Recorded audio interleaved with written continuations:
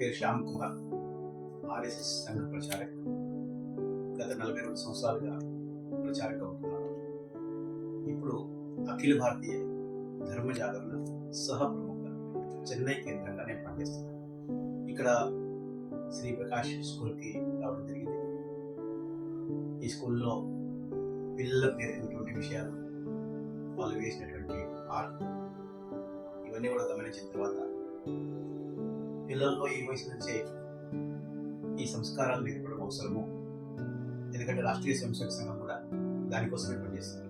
ఒక్కొక్క థీమ్ తీసుకొని సింహాచలం యొక్క గుడి, గోపురాలు, అక్కడ ఉన్నటువంటి మిగతా అనేక వాటి మీద ఆర్ట్ వేయడం పిల్లలకి. దాంతో మన యొక్క సంస్కృతి, మన యొక్క జీవన విధానం, మన దేవుళ్ళు, మన హిందూ ధర్మం, వీటికి సంబంధించినటువంటి విషయాలు తెలియకుండానే వాళ్ళ లోపలికి వెళ్ళిపోతుంది. అట్లాంటి గొప్ప పని.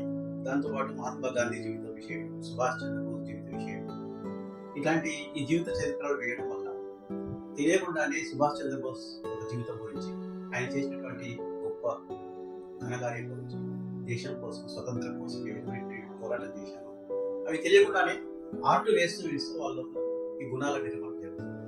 కానీ ఇట్లాంటి తెలియకుండా వాళ్ళలో ఒక క్రమశిక్షణని, దేశభక్తిని, ఒక అనుశాసనాన్ని, జీవన విధానాన్ని, మనం ఎలా జీవించాలి, ఇలాంటి ఒక గొప్ప సంస్కారాన్ని ఇక్కడ నేర్పుతూ ఉండడం చాలా అభినందనీయం. అయితే పిల్లలకి చిన్న వయసు నుంచే ఈ విషయాలు నేర్పాలి. చిన్న పిల్లలు చాలా విషయాల్లో, ఒక తరగతిలో ఒక 30 మంది ఉంటే ఆ 30 మందికి ఉపాధ్యాయుడు ఒకే రకంగా చెప్తారు.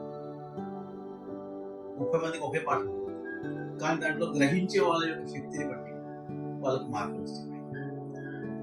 అందుకని ఒకరు మొదటి స్థానంలో వస్తారు, కొంతమంది చివరి స్థానంలో వస్తారు.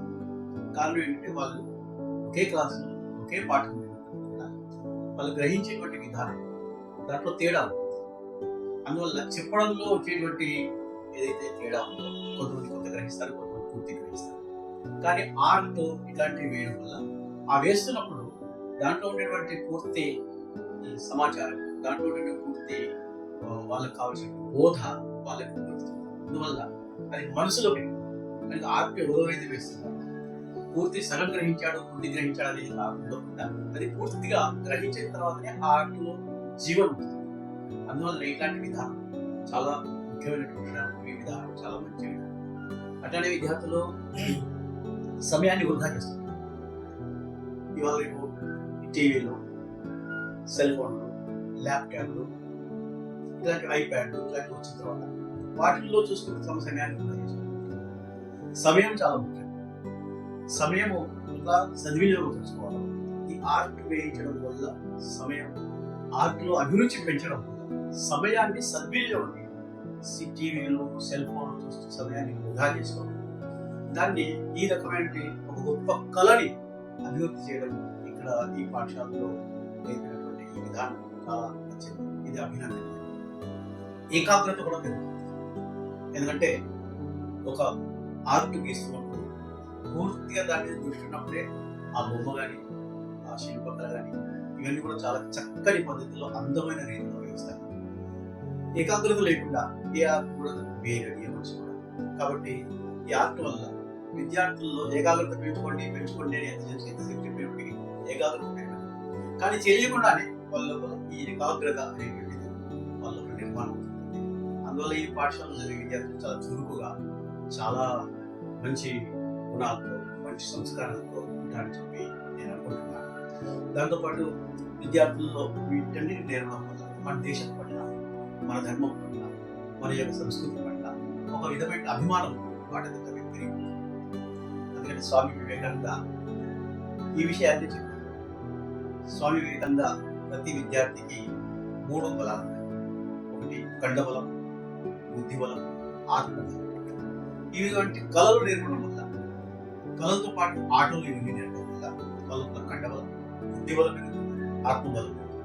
కాబట్టి ఈ విధమైన ఈ కళలు, ఈ ఆర్ట్, ఇక్కడ చేస్తున్నటువంటి శారీరకమైనటువంటి ఫిజికల్ ఎక్సర్సైజ్ ఇలాంటివన్నీ కూడా వీటితో విద్యార్థులు స్వామి వివేకానంద చెప్పినటువంటి గుణాలు అలవాటు అవుతాయి, ఏకాగ్రత అలవాటు అవుతుంది. సమయాన్ని వృధా చేసుకోకుండా సమయాన్ని సద్వినియోగం చేసేటువంటి ఒక విధానం అలవాటు అవుతుంది.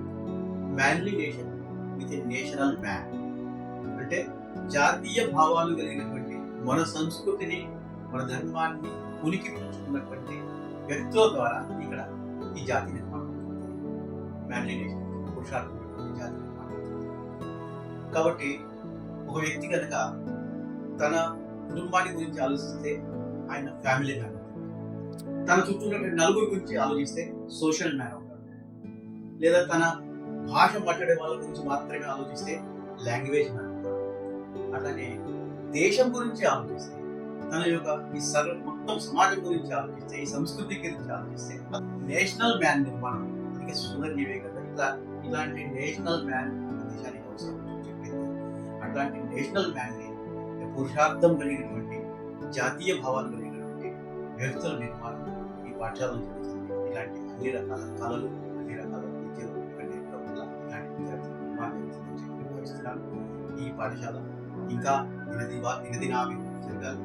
అనేక మంది విద్యార్థులు ఇక్కడ చదవాలి.